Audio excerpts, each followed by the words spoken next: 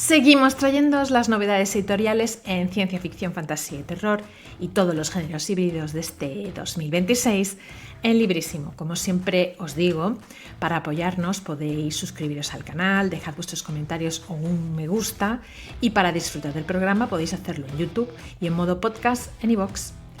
El invitado de hoy nos visita desde Estados Unidos. Es Ken Liu, que viene para presentar su tecno-thriller CUANTO VEMOS o PARECEMOS, traducido por Raúl García Campos y publicado por Runas. Ken nació en Lanzhou, China, y emigró a Estados Unidos a los 11 años. Vive con su familia cerca de Boston, Massachusetts. Está considerado como uno de los mejores autores de ficción breve de este siglo por sus antologías El zoo de papel y otros relatos y La chica oculta y otros relatos, galardonadas ambas con numerosos premios y adaptadas a series de animación. Vuelve a la ciencia ficción tras terminar su saga de fantasía épica, La dinastía del diente de león, con esta novela que os he mencionado, CUANTO VEMOS o PARECEMOS. Así que vamos allá, os invitamos a acompañarnos.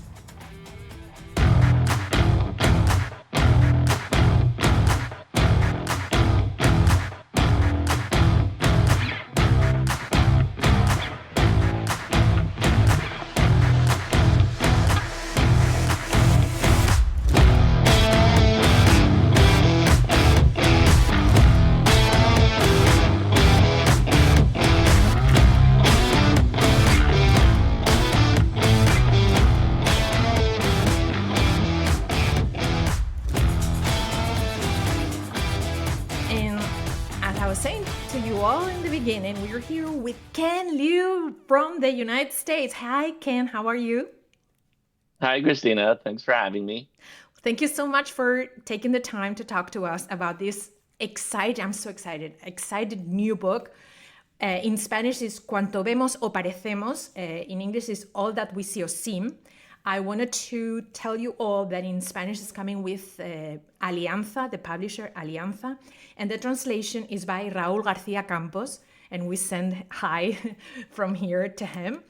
It's an amazing job, and I think all of you know Ken, or probably most of you know Ken for his saga, his fantasy saga, but also for his short stories, which are very versatile, but mostly focused on science fiction. And this is actually a novel that comes back to science fiction.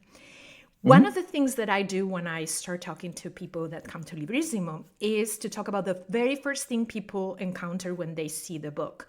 And I'm not talking just the cover, which is the obvious thing, but the title. The title says a lot about the book. And I would like to know, why did you decide to title this book CUANTO VEMOS o PARECEMOS? Well, Christina, so thank you first of all for having me here, and it's super exciting to talk about the book. I loved working on this book, and so I'm excited to share it with readers. I think the way to explain the title might be to just for me to sort of talk to you about what I think this book is about. This book is almost not science fiction. It's reality, right? I mean, I do speculate a little bit, but not that much.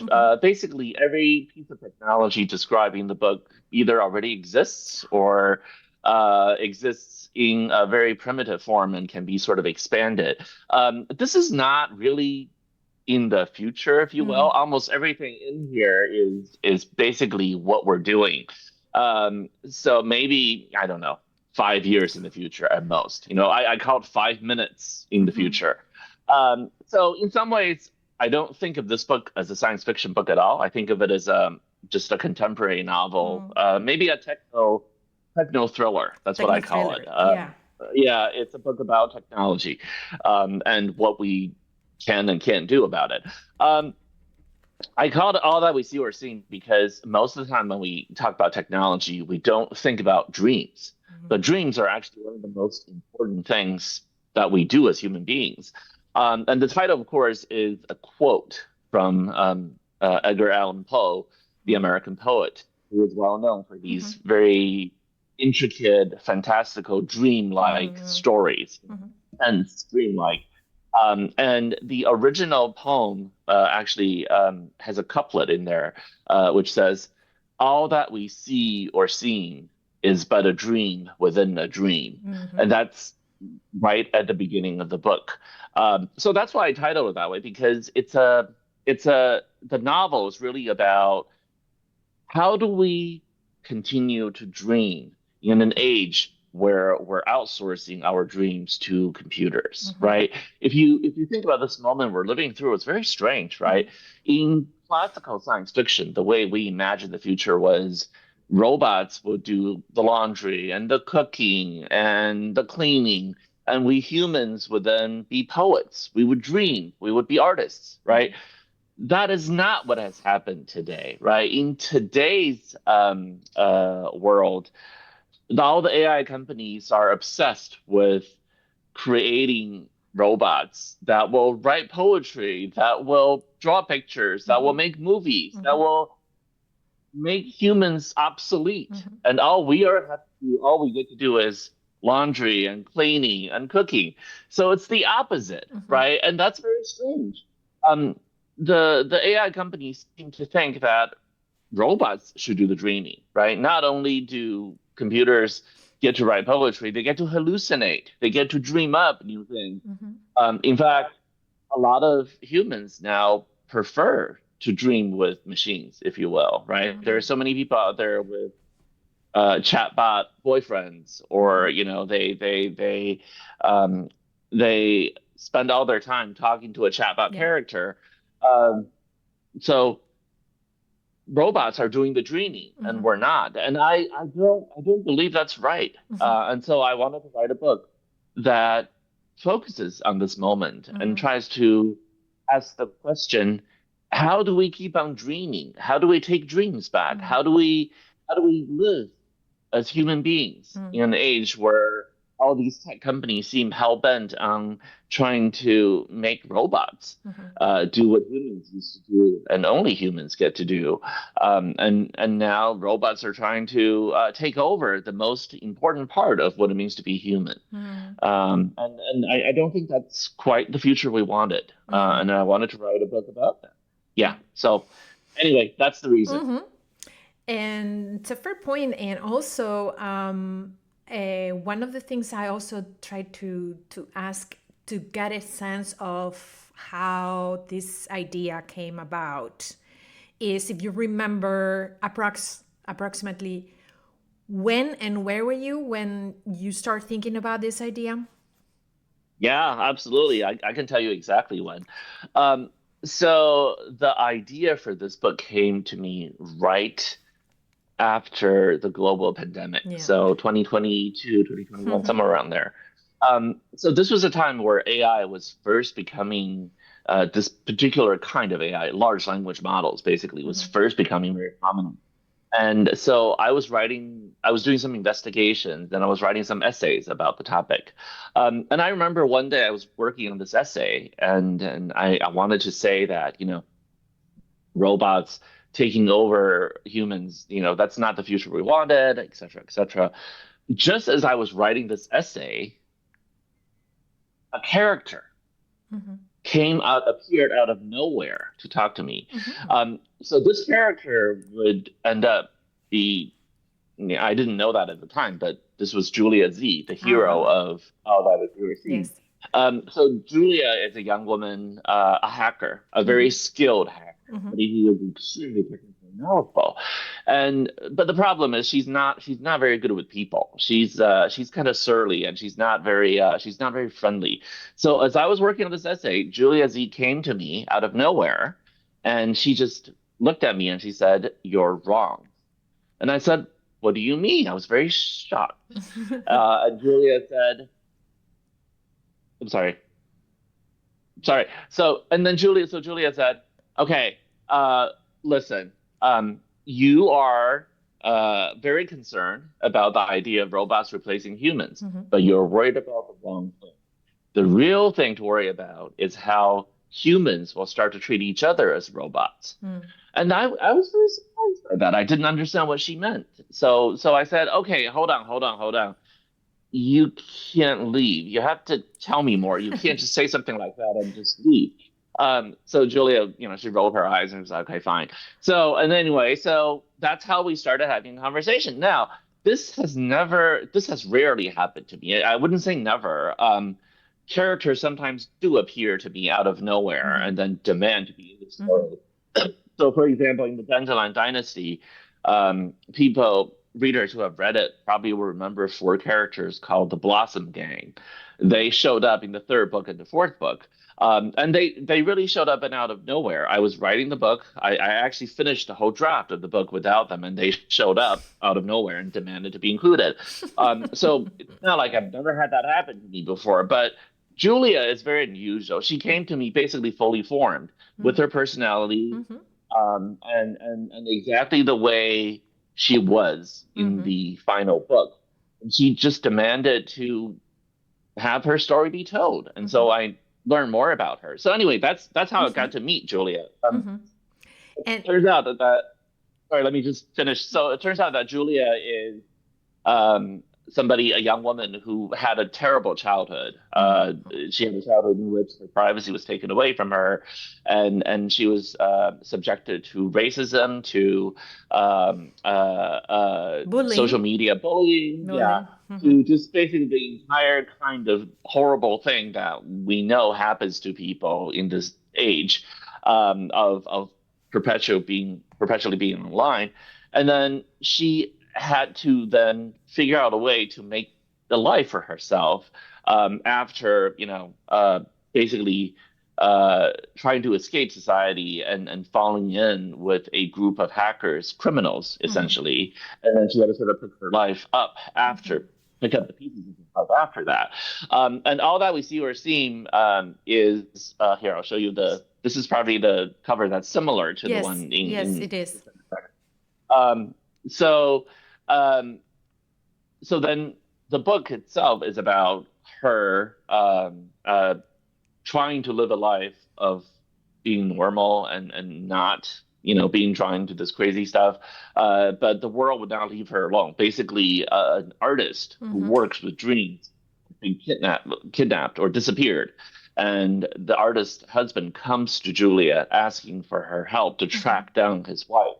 And then Julia reluctantly agrees, only to find herself caught up in a much bigger web of terrible things involving technology billionaires, involving people who, international criminals, all kinds of stuff that she never wanted to deal with. And then she has to survive using her wits and her skills at manipulating AI. Because this is a world in which AI, it's our world, in which AI takes on an increasingly prominent role and can be both a useful tool, but also a terrible threat. And so this is a book about Julia and solve the problems using her skill.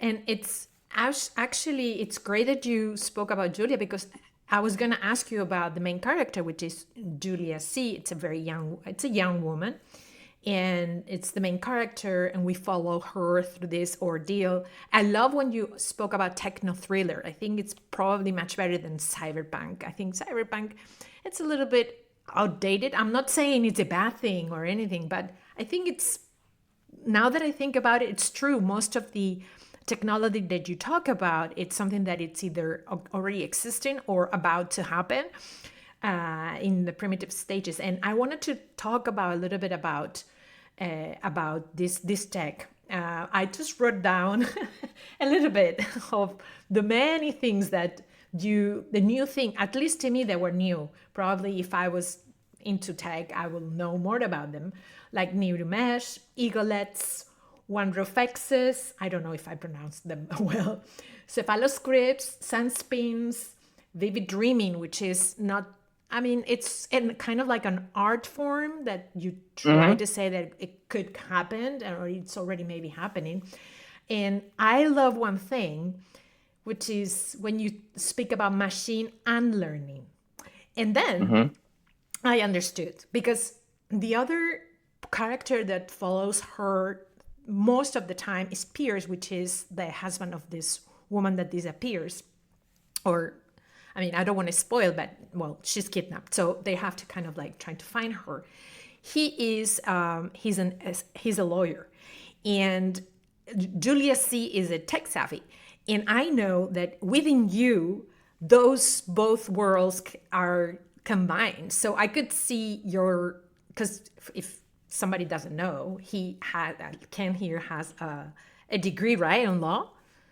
And also, you also worked on software, if I'm not mistaken. So you both, you know about those both worlds, and you could see because it transpires. And I thought, this is incredible. You managed to take both of your, areas of interest into the book, and some of the parts, the tech parts, it's not difficult to follow, but you talk in detail about many things, so it's very credible, of course. And I just wanted to know, how did you come up with those? I know that you mentioned that those things exist already, but why vivid dreaming? I mean, you spoke a little bit about being human, and dreaming is part of being human, and how we're trying to outsource that. But the interesting thing is that you decided that it was an art form. That's what I think it is interesting, because you are asking about, or you're questioning the use of tech in art, and how far we're pushing it, how far we are willing to go, and also the challenges that and the moral dilemmas that brings to the table, right? Well, so my interest, so as you mentioned, Christina, I have a background as a technologist and a lawyer, right? So as a writer and an artist, I'm very, very interested in the ways that we humans express ourselves through technology, right? So I think, unlike a lot of there's one particular review of technology which I think is very wrong, which is this idea that technology is alien to human nature, or outside of human nature, that to be human you have to sort of abandon technology. I don't think that's true at all. I think humans express themselves through technology. Technology is simply another way in which humans speak, right? Because the way we manifest our mental constructs in physical objects, that's how we express who we are. I mean, if you look at the Great Pyramids, that's how the ancient Egyptians express who they are. If we look at these books, each book's an artifact. It's an artifact of an author's mental constructs. We manifest our minds through technology. So I'm particularly interested in the ways in which artists, human artists, have moved more and more of their craft into the realm of technology, right? So if you think about it, we already live in an age where some of our most prominent artists are really working with technology in a way that the ancients would have found very difficult to understand. So to wit, right? By far, the most popular form of art today is video, motion pictures. Now, how can you make video possible without machines like this, right? Technology is the tool, right? The technological tools that artists use to craft motion picture or just any kind of video is incredibly it's an art form that's incredibly technically dependent. It would not be possible without technology. So I think back to the invention of the camera and the invention of the film, of the language of cinema, and how human artists were threatened by these new technologies, right? The idea that, so for example, if you're a visual artist, you had to learn a lot of craft to be able to copy nature, right? To sort of put it down.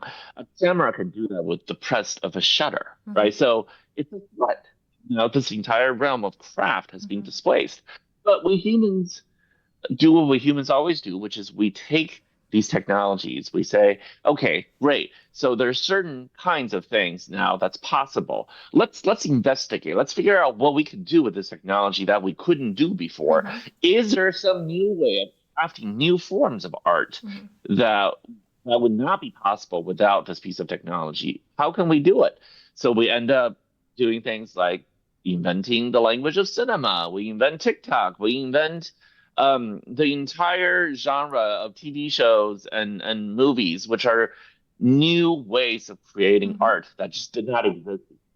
So I don't think AI is going to be any different. So today, the discourse around AI is largely about AI displacing humans by generating a lot of slop. I don't find that particularly interesting or all that plausible.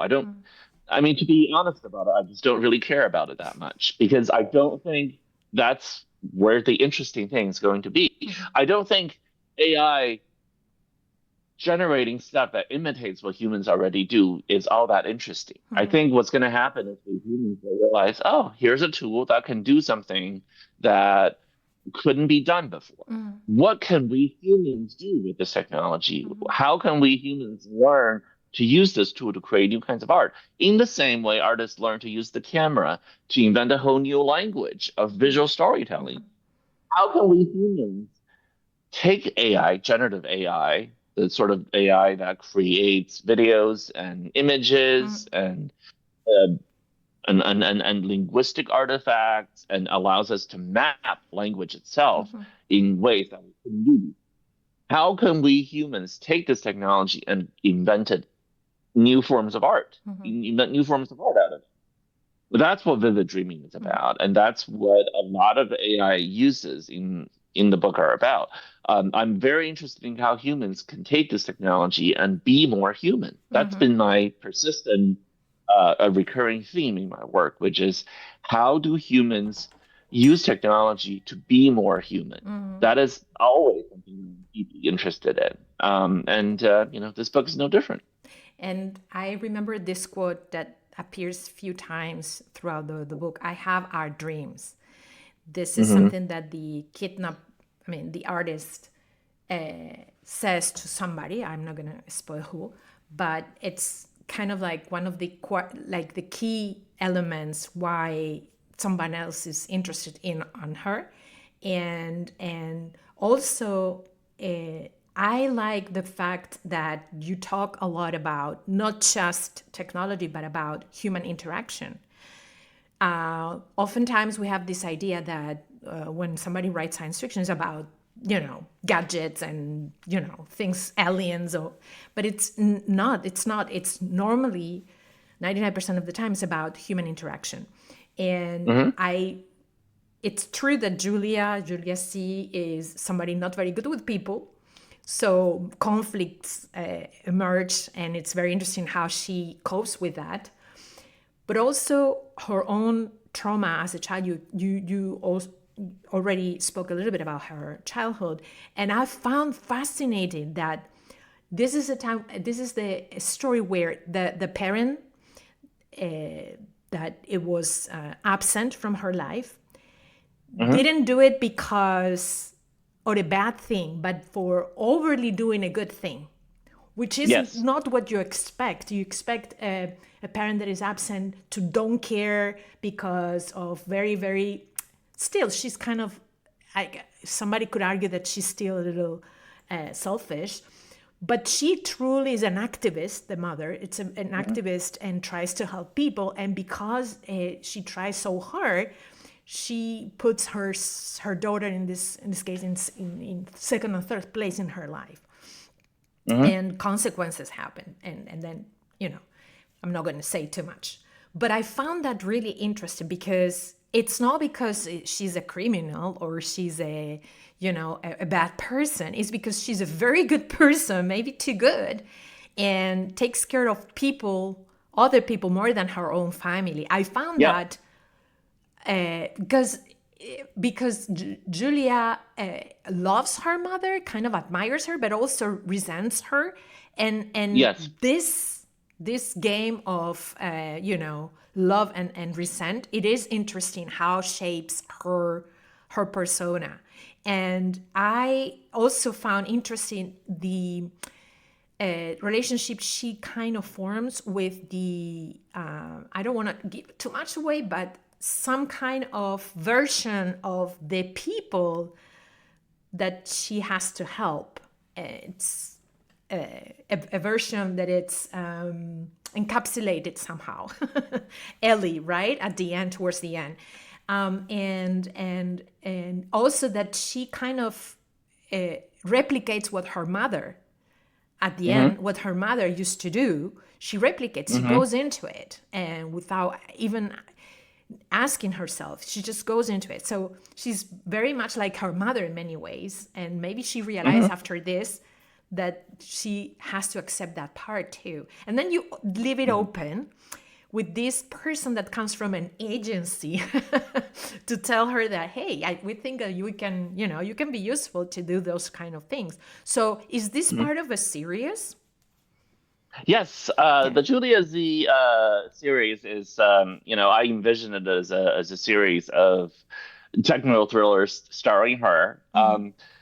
It's going to be a little bit different from the Dandelion Dynasty in that for that series, it's just one big story. So you have to sort of read the first book to understand the second book to understand the third book. So it's one big long story. The Julia Z books will be different. My intention is to write these so that they're each kind of standalone. Okay. So the idea is that you will be able to come to the series and start anywhere and read the Julia Z books in any order you want.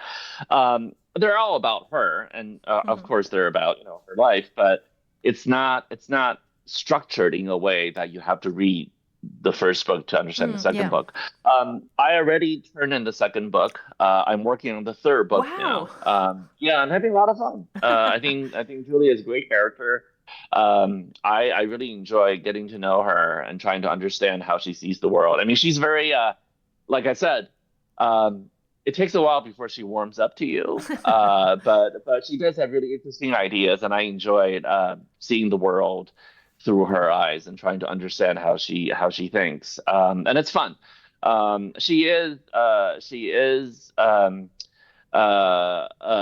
a complicated character precisely because there are in many ways in which I admire her, but also many ways in which she frustrates me, as people tend to do.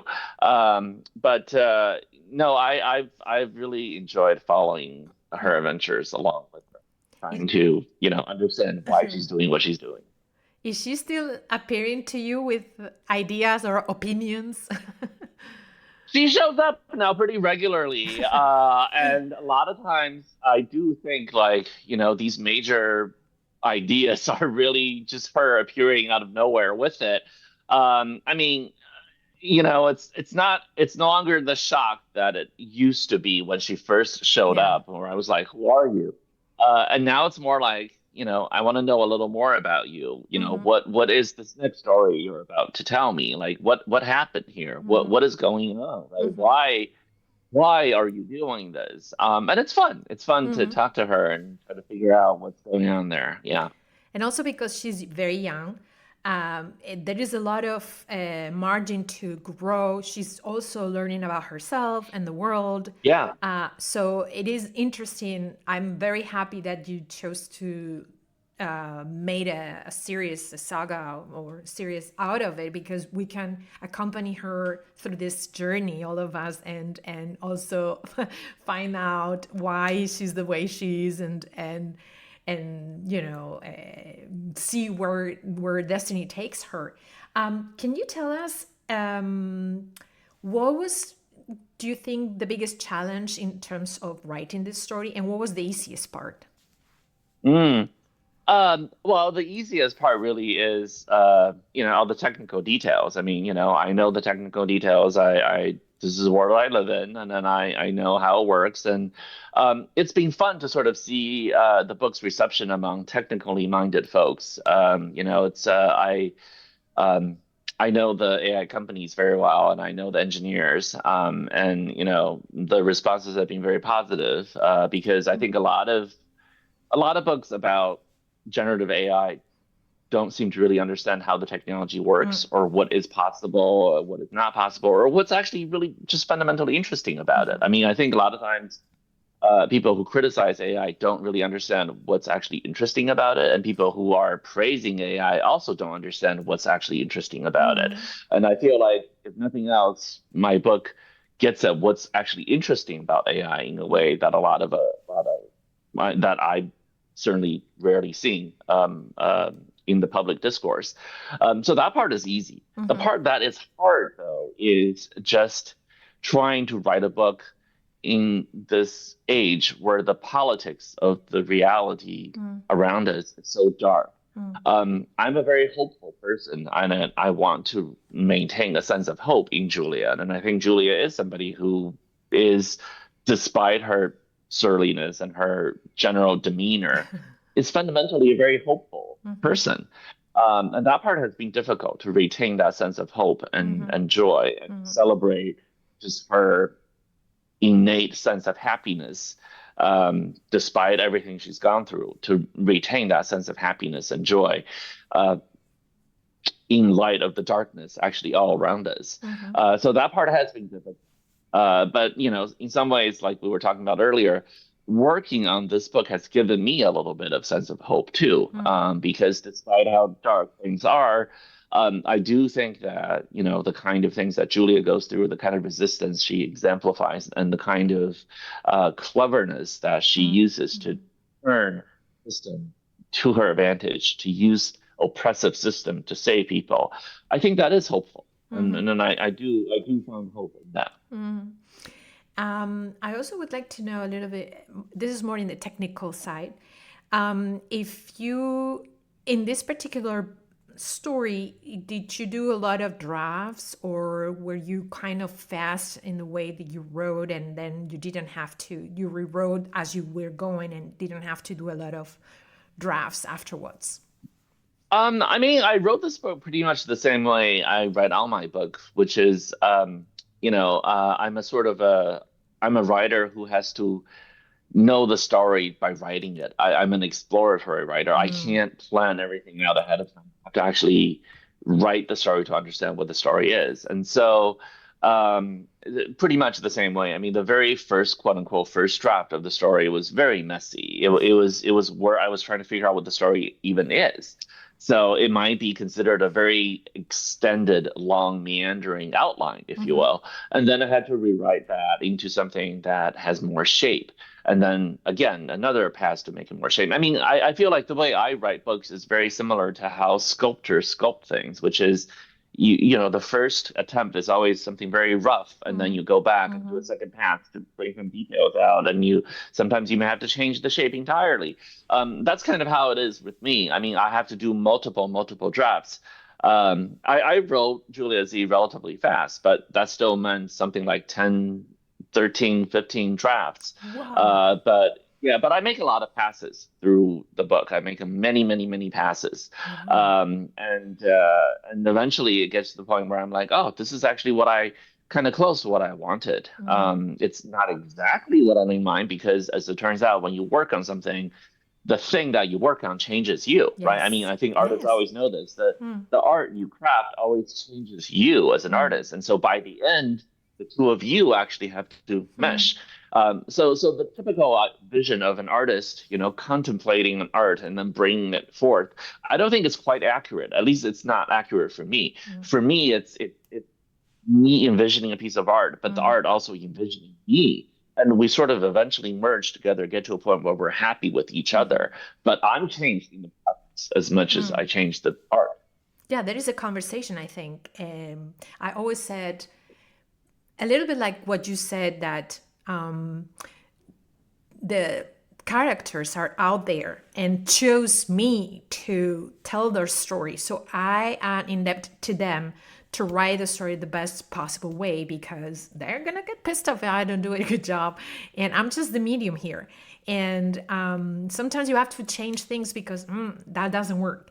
And you have to do justice to them. So I think it's this sense of responsibility is very important. And I don't know whether people who don't write professionally, or even, as a hobby, understand that. They think that it's just putting words on a page, and it's not. And it also affects you as a human being. And as you said, you're a different person. And there is a very interesting collab there between the piece of art that you're doing and yourself. So that's kind of, something that it's a solitary thing. Nobody knows about it. Only the ones close to you learn about it, maybe.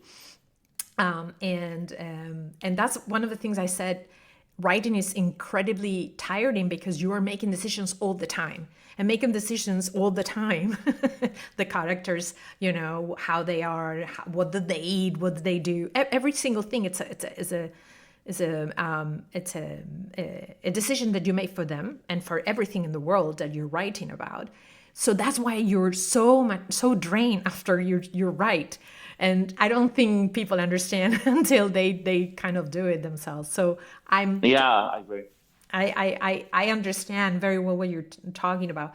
Could you tell us, if you could, something? You said you're working on the third book. You just turned the second book. Are you working also in other things, or you're mainly focusing right now in this series?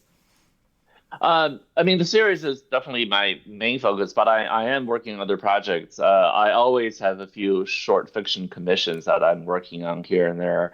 And I also am doing some work on the TV film side, which is fun. I'm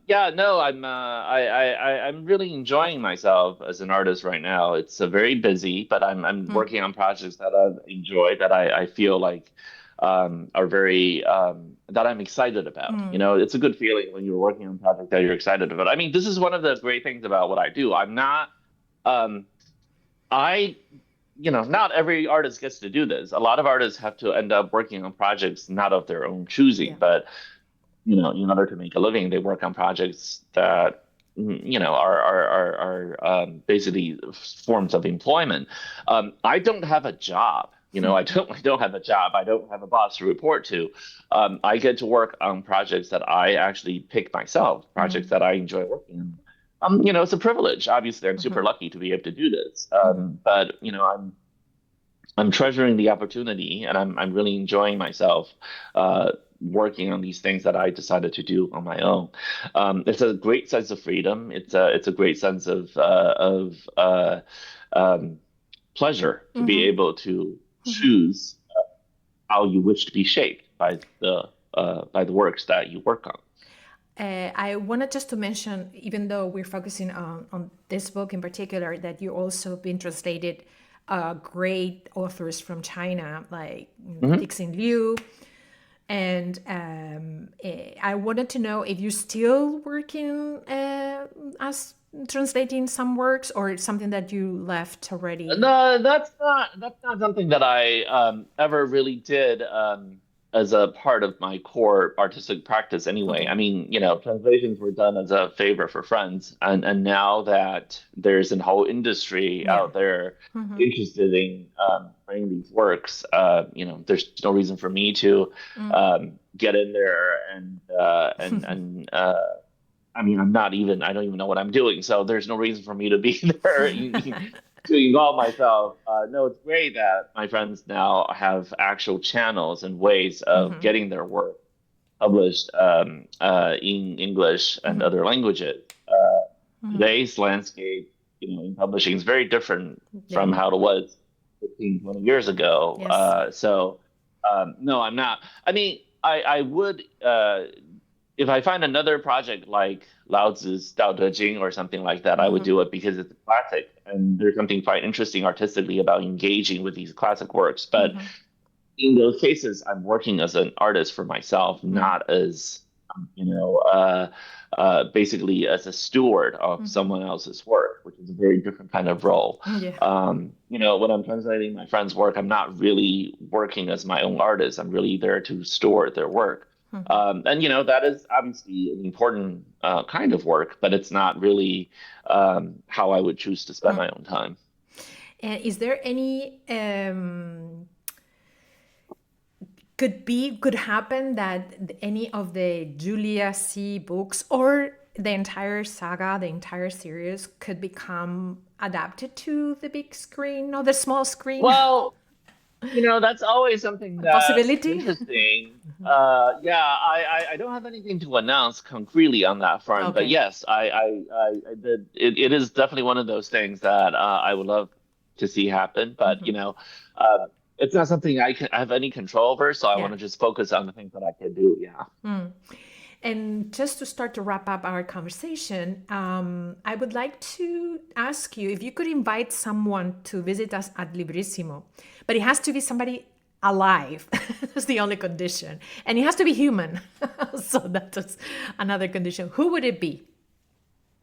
There are just so many authors. I mean, we live in an age of abundance, right? We have so many great authors who are writing and publishing today, from wonderful literary writers like David Mitchell, who are very adept with genre elements, to new stars like, Rebecca R.F. Kwan, who is incredible, right? I know she's incredibly popular in Spain as well. Yes. She's just she's great. So people like that would obviously be amazing. But I would say that I would love to see people who are in self-publishing who get some recognition as well. Because I think a lot of wonderful works come out of the self-publishing side of things that don't get a lot of recognition. I mean, people know that, Andy Weir, right, is somebody who came out of self-publishing who has done amazing works. And I think it's hard to know, how to discover the next hidden gem, right? Without the tools of traditional publishing, but oftentimes writers who come out of self-publishing are able to just make a huge splash and transform the landscape of publishing. And I think there's something very potent and powerful about the fact that so often, we see just a very kind of stories we read being transformed by self-publishing, and people who don't find success in the traditional market and are able to push their own path. So that would be my recommendation. If we can find somebody who is like that, that would be a wonderful. Yes, I will. This is a very good point, because we haven't had anybody still from self-publishing, either from in Spanish or in another language. So I think it's a great recommendation. And then the last thing I wanted to ask you is if you could recommend a book to the people who are watching or listening to this. It doesn't have to be the best book you ever read, but one that you lately have come across that you would like to recommend, because we are building this virtual library with all the recommendations of all the guests that are visiting us, and we release it every summer because we do a break in the summer, and summer is a great time to read. So we release the list of all, and so if you have any, we would love to include it in our library. Well, I have lots of recommendations, too many perhaps, but I'll stick to something a little bit simpler. So the book I would recommend is there's a new edition out in English. Okay. It's by Ursula K. Le Guin. It's called The Language of the Night. It's a collection of her essays and criticism. And I think Le Guin, is one of our best, really, critics, and somebody who helps shape how we think about literature, right? So she's obviously a great critic of the literature of the fantastic, and her influence can be felt throughout my work, especially in something like All That We See Or Seen, right? All That We See Or Seen is about dreams, and Le Guin writes a lot about dreams and the relationship between dreams and fantasy. And in particular, I think there's an essay in here called, let me see, there's an essay in here called The Child and the Shadow, which is published in 1924. That one is one of my favorite essays by her. It gets at the heart of what it is about fantastic literature that's so compelling, and what are we really doing when we write. I just think it's so beautiful, so potent, and I love revisiting it. It's a great way to restore hope in this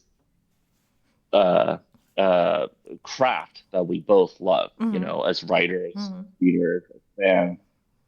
We love the very act of practicing literature, of using language in this very specific way. And Le Guin's essays is an evergreen source of hope for those of us who love this art form. And he gave us, she gave us this mandate that we as writers need to write alternatives. So I think we have to really take that and embrace it. And I wanted to thank you so much for taking a few minutes to introduce us to Cuanto Vemos o Parecemos, all that we see and seem. Again, with translation from Raúl García Campos, and you can find it in Spanish with Alianza. Thank you so much for everything. We hope that you will visit us again with one of your books, maybe another in the Julius C series or another, but this is your home. I hope you visit us often. Thank you so much, Christina. It's been such a pleasure. Thanks.